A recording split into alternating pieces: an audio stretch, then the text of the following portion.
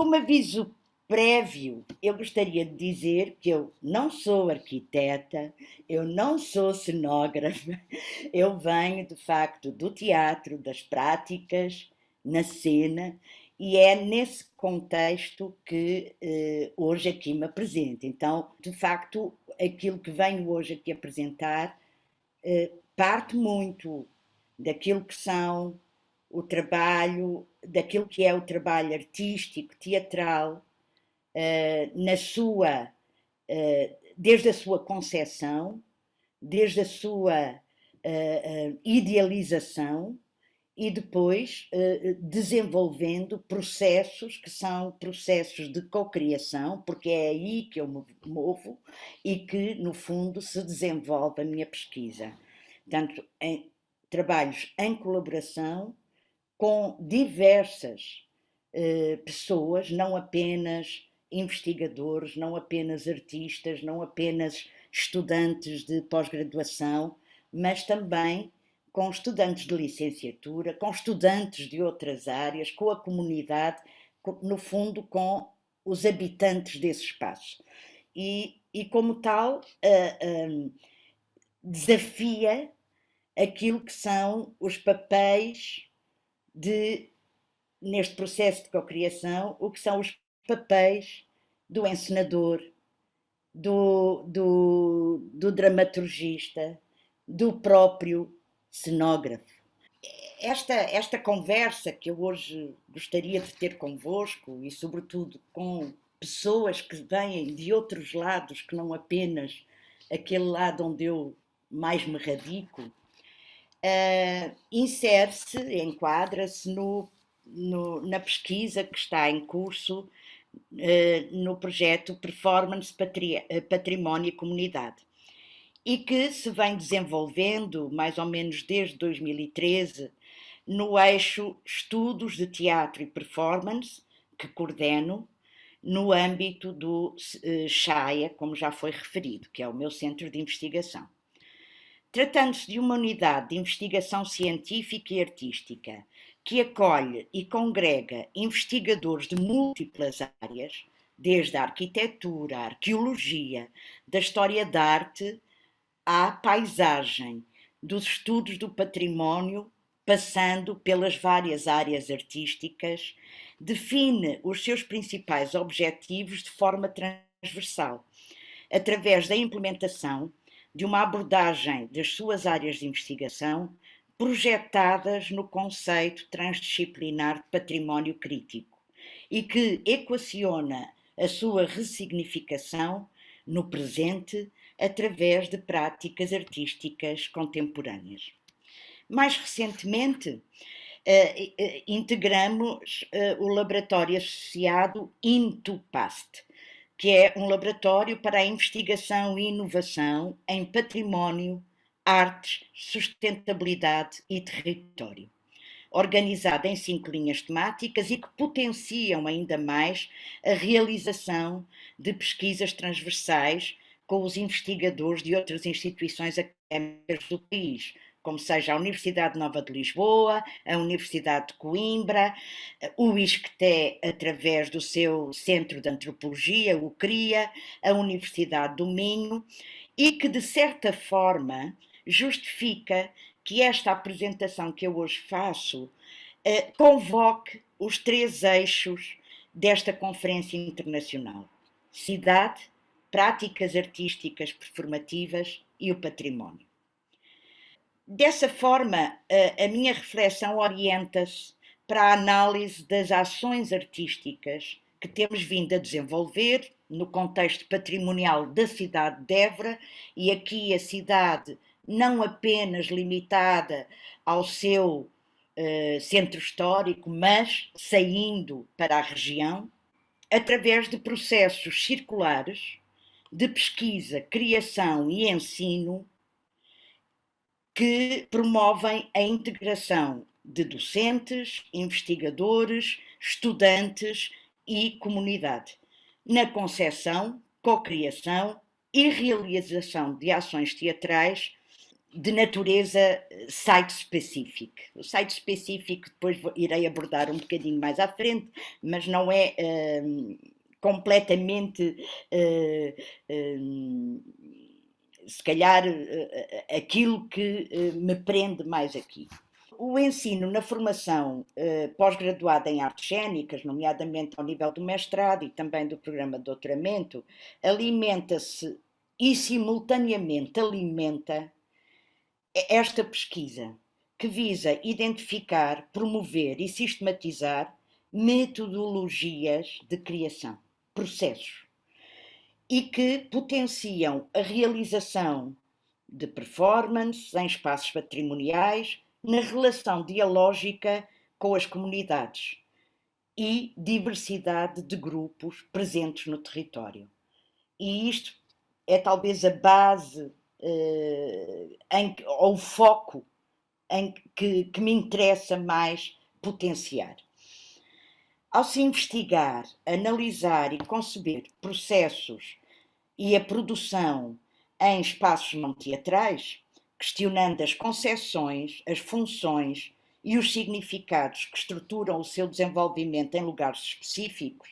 de imediato se colocam questões atravessadas pelas perspectivas de identidade, memória e poder. Como tal, importa caracterizar algumas dimensões que contribuem para a discussão em torno dos direitos dos cidadãos à cidade e ao seu património, assim como na identificação das formas de participação nas decisões sobre os seus usos e que, na maior parte da literatura e das recomendações,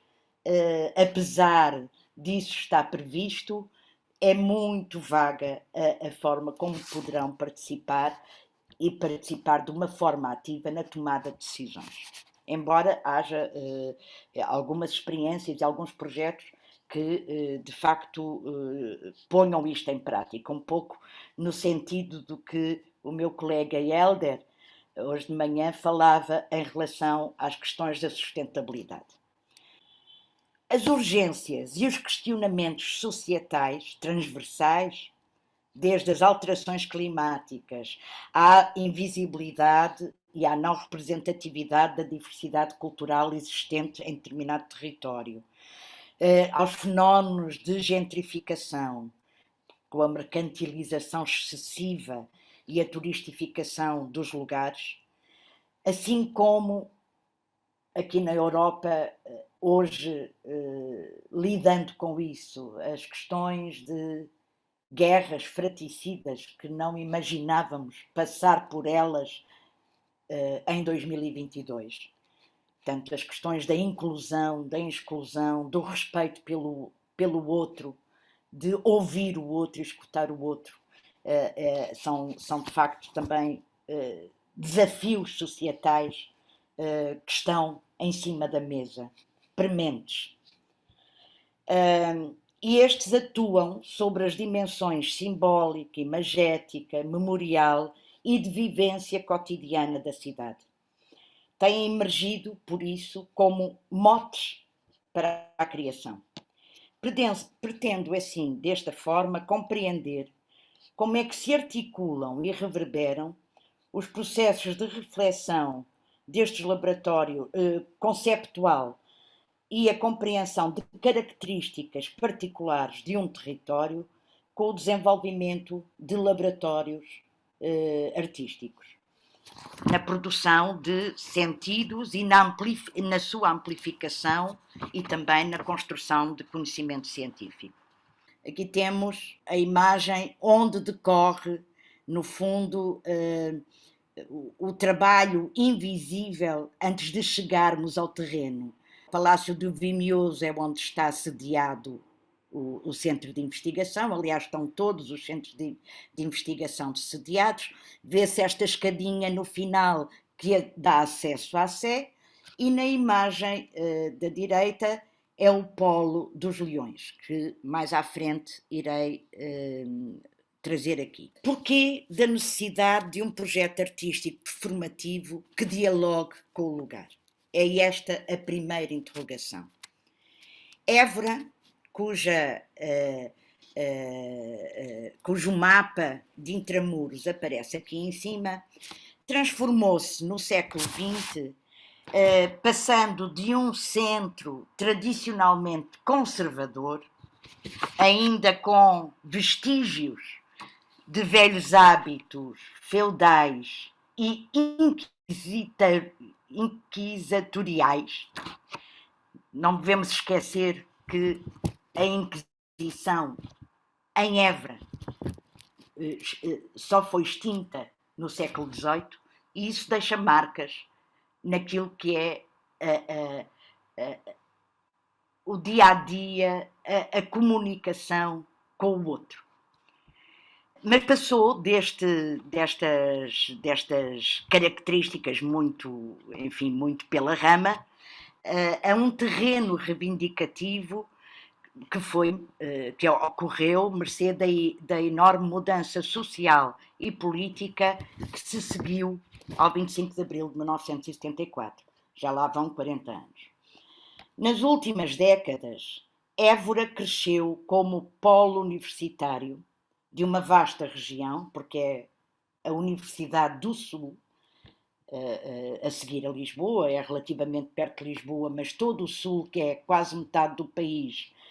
tem o seu polo em Évora, e sobretudo como destino turístico cultural. Évora, como qualquer cidade, vive um processo de destradicionalização e que importa não tomar apenas no seu sentido negativo, como nos refere Fortuna. A destradicionalização decorre do reconhecimento de que nem a tradição nem a inovação existem sob forma absoluta.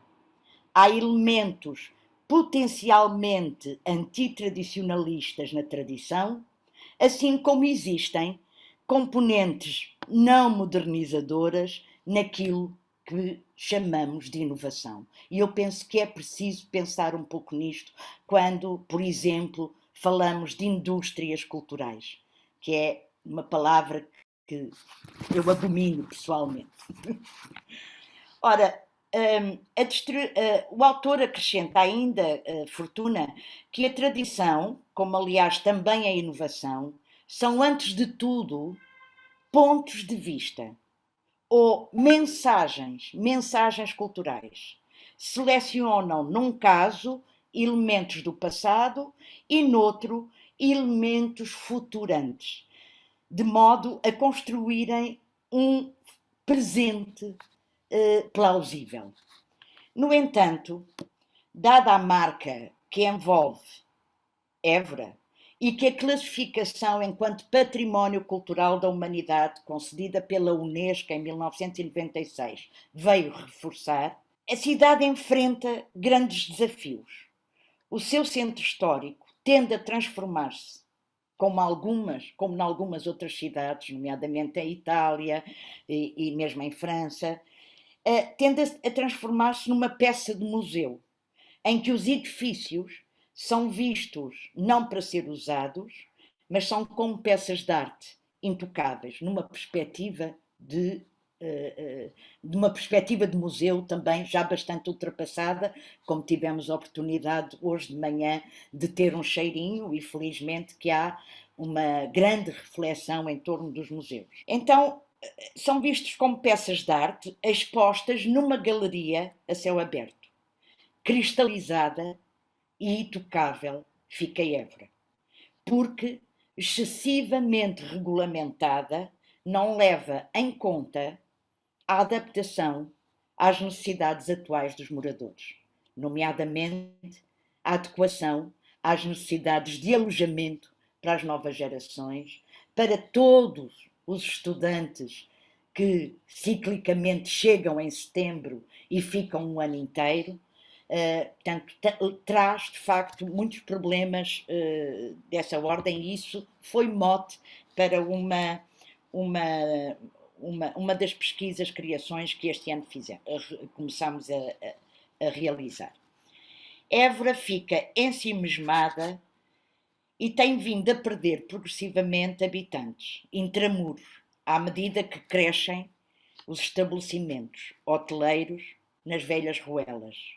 Os centros históricos são espaços que remetem para uma imagem romântica e pitoresca, que se expressa num conjunto articulado de significados e símbolos, assente numa espécie de sentimento nostálgico, diz Aguiar. A estagnação do centro histórico avança à medida que o fenómeno do turismo globalizado cresce. As hordas de visitantes apressados buscam consumir visões estéticas únicas que em menos de nada arrefecem congeladas nas câmaras dos seus telemóveis. Assistiu-se em Évora a um crescimento dos bairros periféricos que deixaram de ter uma componente de vizinhança, de cumplicidade de vizinhos, porque eram pequenos centros e ainda muito ligados a uma certa iconografia rural, e esse crescimento traz uma nova configuração para o território, que no mapa a seguir, pronto, vemos Évora, que está completamente muralhada, cercada por vias de automóveis, que é como se as pessoas podem deslocar em Évora, visto que não há uma rede de transportes decente, e tudo o resto em torno deste quase círculo dentro de muralhas vai ficando afastado e os bairros funcionam como ilhas. Isso, as mais recentes gerações ficam privadas da sua vivência de habitar a cidade, impregnada, obviamente, por uma experiência de convivialidade. E tal reflete-se quer na participação, quer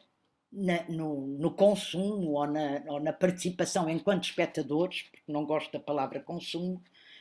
das práticas culturais e artísticas que são apresentadas, sobretudo, no centro histórico. São visíveis, por isso, os efeitos de um turismo crescente sobre a vida da cidade, as suas práticas cotidianas e também sobre o seu património. Embora a ideia de património não esteja necessariamente vinculada a uma busca de identidade, nem associada a um sentimento de perda, essa obsessão parece mais ser uma singularidade do Ocidente moderno e, mais precisamente, da sua concepção de um tempo histórico. Então, esta noção de tempo histórico, e felizmente podemos dialogar com os nossos parceiros de outros centros de investigação, mas mesmo no próprio Centro de História da Arte, ao nível da história, é algo que temos que levar em conta quando criamos dentro da cidade e no contexto dos espaços patrimoniais, não apenas dos edifícios, mas daquilo que transporta para outras acessões do património, como por exemplo o património também imaterial, não é? Ou património industrial, etc. Portanto, há várias categorias de que se ocupam os estudos do património e que de facto não é propriamente a minha praia. Património e identidade só são compatíveis quando se assume que o património funciona como uma espécie de luto, de magnificação do defunto, que permite aos indivíduos constatar e tornar suportável as mudanças a que as identidades estão sempre sujeitas. O momento de concessão de um estatuto patrimonial corresponde ao reconhecimento que algo desapareceu ou deixou de estar integrado nas práticas cotidianas do presente. A consagração patrimonial é, sobretudo, um ato de luto. No contexto da experiência global recente, O burburinho habitual dos visitantes, proveniente da anexação de todo o património privado ao centro histórico, do centro histórico a alojamento temporário de uso turístico, viu-se substituído de um dia para o outro por um profundo silêncio, que o confinamento pandémico em 2020, felizmente para nós, foi só entre março e junho de 2020. Não tivemos imposição, a não ser por um breve período a seguir ao Natal do final de 2020. Mergulhámos assim ainda mais num povoado de espectros. Gosto especialmente desta imagem e convido-vos a conhecer Évora nas noites de inverno, porque de facto é uma cidade de espectros. Porém, a cidade não se esgota apenas no seu centro histórico, naquilo que fica invisível por trás das muralhas. Tem muito mais por fora das muralhas que nos tem aguçado a vontade de conhecer e de mexer. O património construído tem uma presença notável, que simultaneamente estética e opressiva, subjuga formas tradicionais particulares de fazer e ser, nomeadamente em relação a tudo o que eram formas das culturas populares, formas performativas e da oralidade das culturas populares. E tal condição conjugou-se para interrogarmos e confrontar através da criação artística, catalisando o pensamento criativo e uma necessidade de in situ inquirir, seja no Cromlech do século VI a.C., que já vou mostrar, quer seja no Fórum Romano ou nos lugares invisíveis, íntimos e privados ou esquecidos, inquirir de que forma eles se podem ainda conceber como espaços vivos. Queremos que os lugares adquirem um novo significado, considerando as suas naturezas privadas, sociais, estéticas e filosóficas. Para tal, impõe-se uma necessária análise dual, estruturada, por um lado, em torno da rememoração, ligada às múltiplas histórias que os habitam, algumas, a maior parte delas, completamente ficcionais,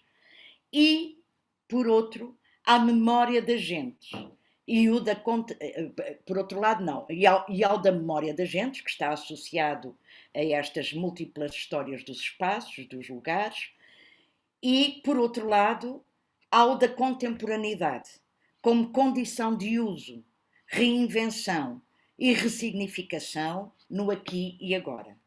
como seja pela sua participação, pelo exercício da cidadania no espaço público. Assim, na relação entre património e performance in situ, a discussão em torno do conceito de património crítico é particularmente relevante, já que esta abordagem reconhece as tensões e integra as tensões que decorrem entre os objetivos agenciados do património e os desejos, necessidades das comunidades que habitam os contextos, assim como os seus diversos pontos de vista, em face de concepções, também elas diversas, de património. Isto diz Winter. É impossível ignorar este conflito latente que tem implicações óbvias a nível artístico, cultural, social e político, e que mobilizam contributos de diferentes perspectivas a partir de outros campos de estudos. Ou seja, neste campo das artes performativas, em que o corpo do criador estabelece o diálogo, é ele principalmente que estabelece o diálogo com os espaços patrimoniais, convidam à criação de novos significados e sentidos para estes lugares. Então, sobre a questão do site-specific, Tomamos como, entre outras, pronto, e assistindo a uma grande coexistência de abordagens diversas, tomamos como referência os estudos desenvolvidos por Wall, em 2014, e que apresenta uma sistematização destas práticas em escalas distintas, nomeadamente a escala de ambiente, de espaço, de audiência e dramaturgia, que se tem configurado como extremamente relevante para a análise das nossas ações. Mesmo considerando que é clara, por exemplo, a referência de Pavís relativamente ao conceito site específico, como uma encenação e espetáculos concebidos a partir e em função de um local encontrado na realidade, tal não se esgota no processo de criação artística em função do uso real desse espaço ou desse lugar. Mas antes expande-se em múltiplas relações e desdobramentos. Na nossa perspectiva, ao desenvolver diálogos de intimidade, cumplicidade e afetação,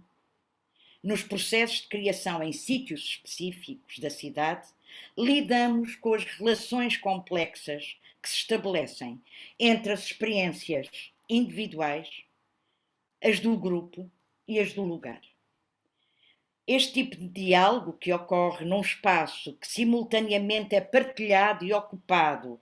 pelos corpos de atores e performers e de simples passantes ou dos espectadores, funcionam e são integrados ficcionalmente e possibilitam, não raras vezes,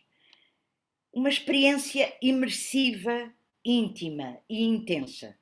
dificultando a distinção ou a percepção da distinção entre ser parte de, fazer parte de, ou estar a ver o que se está a passar. E isso interessa-nos na forma como propomos aqui, o desenvolvimento dos nossos processos. O projeto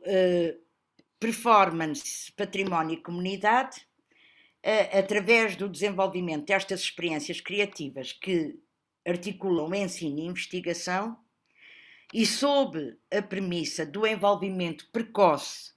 dos estudantes nos processos da pesquisa em curso, vai-se estruturando em diversas montagens, digamos, em diversas pesquisas, ações, dentro, que são acolhidas dentro do próprio projeto. Esta é uma delas, foi realizada em plena pandemia, no verão, quando finalmente pudemos sair do confinamento, e trago depois outros exemplos de várias que têm sido, mas que não vou deter porque vou diretamente para as três que quero explorar, mas passando antes pelas metodologias. Ora bem, então, este projeto acaba por ser pensado ou estruturado como uma plataforma que explora na sua diversidade o diálogo entre a criação contemporânea e as práticas performativas e do saber fazer das culturas populares, através da ocupação de espaços comuns, de natureza patrimonial, abrindo a porta para a criação de novos interfaces e que tem como principal objetivo identificar, descrever, explorar e refletir sobre as diversas contribuições mútuas. Por exemplo, nesta imagem que é no fórum, no fórum de Évora, portanto, junto à catedral, junto ao templo, junto ao próprio edifício da Inquisição, foi um belo exemplo de tentativa de acoplar essas manifestações das culturas populares. Estamos aqui, não sei se estão a ver o meu rato, é um grupo de cante alentejano, que é um tipo de canto polifónico à capela que ainda persiste, apesar de estar também a sofrer os ditames da pressão turística, não é? Continuando, o processo de escuta e imersão nos espaços patrimoniais implicam também o diálogo e a participação da comunidade, contribuindo desta feita com toda a sorte de intersubjetividades que vão alimentando passo a passo os esboços de cartografias sensíveis. E isto é importante porque os nossos laboratórios, ou os laboratórios de criação, quando o espaço, o lugar que é eleito ou que é sugerido para ser experimentado e para ser depois apresentado, no fundo, publicamente aquilo que é o seu resultado, é aí também que se passa todo o processo de experimentação, desde a improvisação a ensaios mais estruturados, porque a cartografia é de facto um processo que não termina até chegarmos ao momento em que se dá por finalizado e é apresentado publicamente. E, portanto, todas essas incorporações das pessoas que vão passando, dos moradores que vivem próximo e que diariamente vão continuando a contactar com a equipa, acaba por possibilitar até a integração de alguns desses moradores, que é, no fundo, também esse o objetivo. Portanto, recorrendo aos pressupostos daquilo que é o teatro em comunidade, ou teatro participativo, enquanto modalidade artística por excelência, pelo menos para mim, perseguimos uma sistematização de forma congruente das bases para uma compreensão das especificidades estéticas e dramatúrgicas da criação em contexto site-específico, moduladas por uma relação ética, obviamente, e que necessariamente tem que estar presente em processos de cocriação. E assente também na relação com as diversas ordens de parceiros, desde os informais aos mais institucionais, aos habitantes da cidade, que atribuem significados, funções e estados emocionais e afetivos particulares aos diversos espaços e de forma, muitas vezes, que acaba por ser um formato híbrido. Ora bem, vamos entrar naquilo que... este é o Cromlech, onde também no âmbito da pandemia nos possibilitava pelo menos explorar, experimentar e aprofundar a relação com as pedras. Aliás, esta performance era mesmo como se designava, conversas com pedras, possibilitou ser realizada sem uso de máscara. Noutros casos, quer os espectadores, quer os próprios atores, tivemos que funcionar com máscaras. Então, nas opções metodológicas deste tipo de processos, portanto, na pesquisa-criação que desenvolvemos, e que radica, de certa forma, numa inspiração relativamente às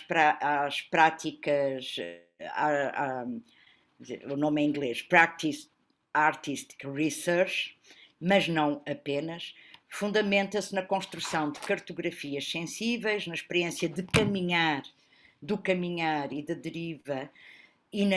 exercitação de processos de criação colaborativa como métodos adequados ao desenvolvimento destes projetos in situ, potenciam as aberturas perceptivas, criativas e reflexivas necessárias a uma investigação de qualidade.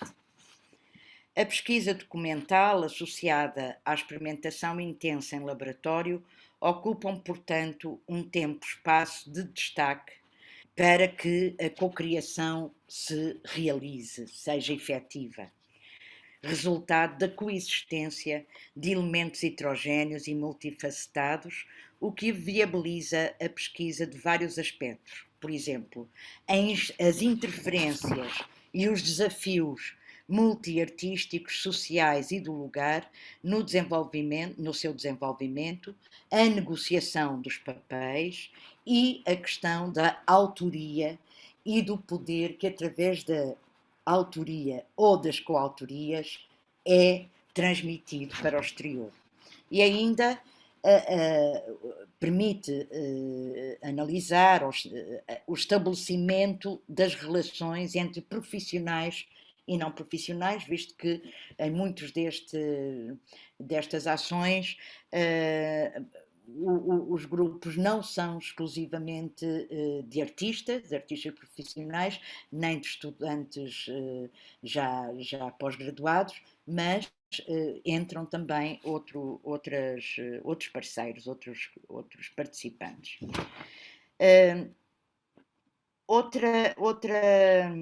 Outra dimensão importante na pesquisa tem a ver com a questão da deriva e o caminhar para abrir canais para a descoberta e para o sentir. A necessidade de destapar o olhar e os sentidos, se calhar precisa recorrer a ficarmos cegos. E isso tradicionalmente não é novidade para ninguém, faz parte dos exercícios do treino do ator, mas pode ser bastante intenso quando exercitado no espaço público e durante um tempo que é um tempo suficientemente longo para possibilitar que essas imagens que são construídas, como sabemos, nos cérebros, passem por outros poros que não apenas os órgãos da visão. O descarregar de significados familiares, cotidianos, veiculados por uma visão patrimonialista e ancorada muitas vezes na glorificação do passado, assim como através de deambulações sem rumo, podemos promover o encontro com o não conhecido e que conduz à busca pela compreensão de teorias como sejam o conceito de Flaneur, preconizado por Poe, por Baudelaire e Benjamin, bem como os princípios que estão subjacentes ao deambular dadaísta e surrealista e à própria deriva situacionista e ao conceito de transurbância, descrito e praticado pelo grupo de investigação orientado, por exemplo, por Francesco Carreri. Porquê que perdermos? Porquê que perdermos é uma tarefa urgente? Para que ao menos possamos passar pela experiência sensível de descoberta e espanto. O espanto está muito arredado das nossas vidas. E ao buscar caminho, aguçar a escuta, farejar os aromas e os cheiros, acolher os estímulos que se colocam em todo o corpo. Nesse estado de perda, como potência, abrimos canais perceptivos que nos revelam sinais. E são esses sinais que nos dão a conhecer lugares outros, para além daqueles que se evidenciam à nossa frente pela visão. Possibilitam encontros improváveis. Mobilizando a intuição e os sentidos nas deambulações, podemos estabelecer conexões que nos permitem interrogar e compreender de forma mais profunda os espaços da cidade. Quando apenas percorremos caminhos sem rumo definido e nos dispomos a caminhar, apenas, sentindo o batimento ritmado, a cadência dos músculos que se aquecem, seguindo por onde os nossos pés nos levam, afinando o olhar na descoberta do ainda não conhecido, guiando pelos sons sobrepostos que nos chegam aos ouvidos e nos impelem a ir. Caminhar, caminhar, caminhar, a passada que leva tudo atrás, que leva ao corpo. Por fim, nas metodologias, por fim não, ok, este está a andar, a questão da cartografia, esta perspectiva, portanto, a cartografia que utilizamos como método de criação colaborativa. Esta perspectiva metodológica aposta na experimentação do pensamento, um método não para ser aplicado, mas para ser experimentado e assumido como atitude. Isto diz no espaço Castro, Escócia, que certo conhecerão bem aí no Brasil. Os mapeamentos que decorrem da experiência e vivência da cartografia são registros das imagens, pensamentos produzidos, dos encontros sensíveis percorridos, dos diálogos. Um processo em que os fluxos de ideias, ações e vivências induzem à experimentação e colaboração criativa. São registados, porque têm que ser registados. Provocam uma infinitude de possibilidades, de relações, constelações, de sinalizações transitórias, permanentemente reformuladas e transformadas. É por isso que eu sou uma fã dos post-its, de várias cores. Nesta perspectiva, o processo colaborativo de pesquisa-criação é uma permanente construção e reconstrução de caminhos. E a prática dramatúrgica, enquanto modo de estruturação e relações de sentido no espetáculo, é, como refere Pais, um processo invisível, cujo ponto de chegada não pode de todo estar definido à partida. Comporta toda a sorte de intersubjetividades que estabelecem novas conexões e cruzamentos e em que a escrita dramatúrgica, autoria e desempenho de papéis são constantemente sujeito e objeto de reflexão. Finalmente, esta era a imagem que trazia para a cartografia, a questão do arquivo e da documentação, e que depois no final, se sobrar algum bocadinho, ainda mostrarei o que está em construção. A constituição de arquivos em artes performativas não é um assunto pacífico. É alvo de debate contemporâneo, particularmente devido à sua condição efêmera, e mais ainda, que foi acesa essa discussão no contexto das ações teatrais virtuais a nível global durante o período pandémico. O cuidado com a documentação e o desenvolvimento dos processos da documentação relativa ao desenvolvimento de todo o caminho, de todo o processo de pesquisa-criação, é uma componente essencial e valiosa deste projeto Performance de Património e Comunidade. Compõe-se de uma base de dados conceptual, teórica e metodológica, de material de registro audiovisual e pela produção académica e de reflexão que comporta, obviamente, o uso de múltiplos procedimentos, nomeadamente as entrevistas, notas de campo, trabalho de campo realizado, ponto que se inspira muito mais numa tradição etnográfica. Os materiais relativos aos processos de criação, por exemplo, nas entrevistas artísticas às audiências, estão a ser alvo de tratamento audiovisual e textual de forma sistemática e visando a sua análise e produção de conhecimento de forma rigorosa e o mais válida possível, obviamente. A criação de um acervo audiovisual deverá ainda permitir a disponibilização e a acessibilidade deste tipo de recursos que muitas vezes não está acessível. Trago então para a discussão 3 processos de pesquisa-criação que se apresentam em fases de desenvolvimento distintas e que se constituem, quanto a mim, paradigmáticos da diversidade dos modos de acercar ler e ocupar os lugares patrimoniais que nos têm induzido à criação e que este grupo de pesquisa vem desenvolvendo. Muitas vezes resultam em formas híbridas, de cariz autobiográfico, mobilizando, por exemplo, as abordagens do teatro documental ou dramático, ou aparecendo ou consubstanciando-se em, em manifestações performativas que não ficam completamente definidas ao nível quer do estilo, quer do género. E isso também é qualquer coisa que nos vem ainda do âmbito pós-dramático e com a qual temos convivido relativamente bem. Então, o Ainda há Tempo, que é esta imagem que vos trago aqui, é o resultado do laboratório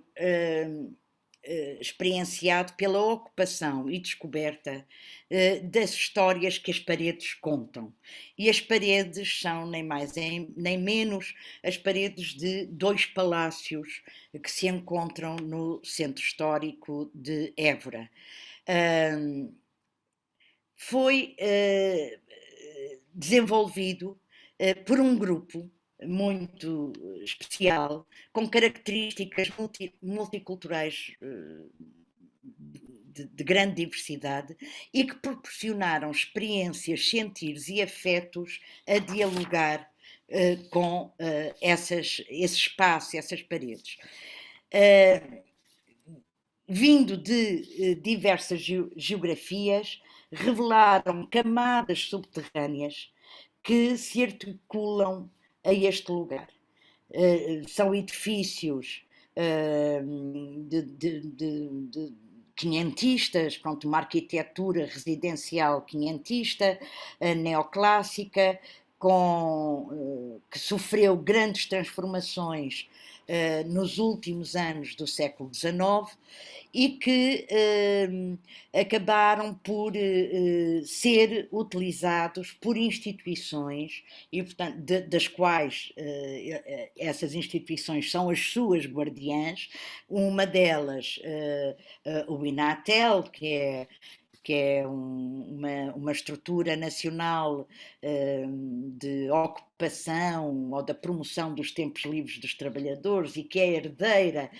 da FNAT, que era uma instituição do antigo regime com muitas especificidades, mantendo ainda alguns desses traços, que é a primeira, portanto, o espaço do Palácio Barrocal, onde está aqui visível o seu claustro, e a outra é onde funciona que é a antiga Casa de Burgos, é também datada do mesmo período, do ano 500, e onde funciona, nem mais nem menos, a Direção Regional de Cultura do Alentejo, que é diretamente dependente do Ministério da Cultura e do Património a nível nacional e que tem sob a sua alçada um património incrível, mas para o qual não tem financiamento possível para dar conta dele. Penso que um pouco à luz do que acontece também no Brasil. Ora, é muito interessante porque a vivência, a convivência imersiva com este espaço e o seu entorno, porque não foi só dentro do espaço, mas também naquilo que estava à volta, nas ruas adjacentes, nos espaços adjacentes, e que é tão diverso do espaço teatral, possibilitou o arrojo e o arriscar por territórios ainda não explorados,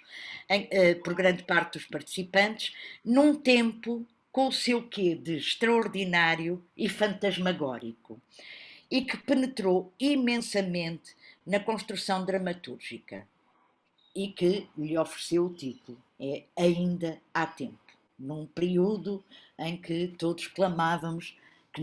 o tempo não chegava. Fizemos abrandar as paredes, os espaços, remeter a uma quietude e a uma escuta que precisava desse tempo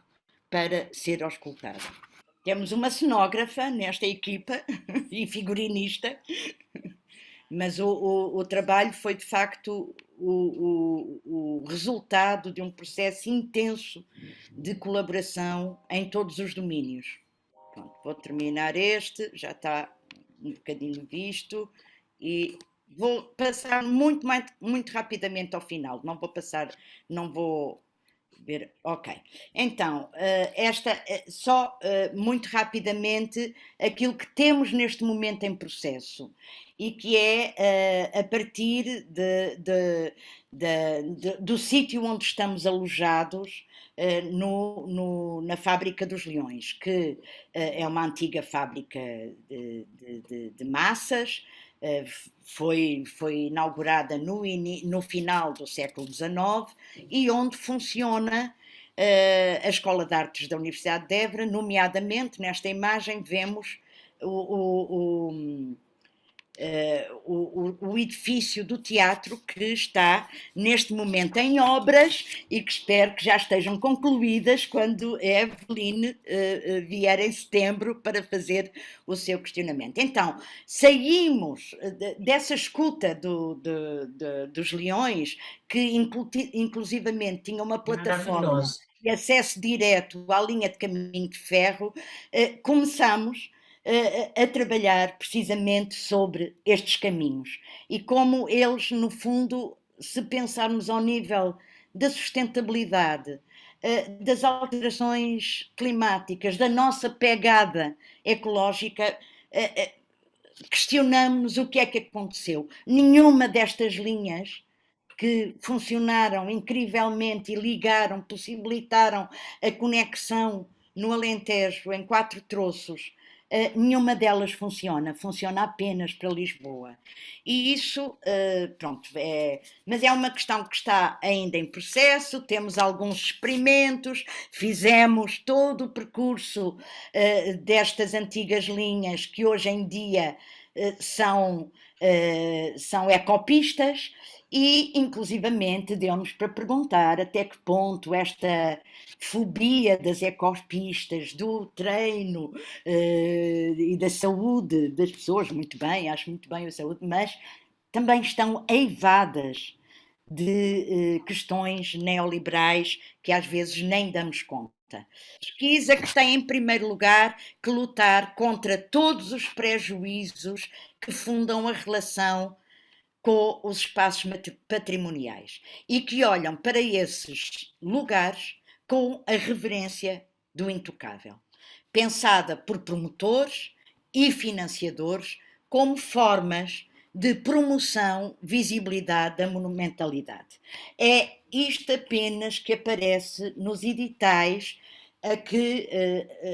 dando fogo às novas indústrias criativas, ao desenvolvimento do turismo, é apenas isto que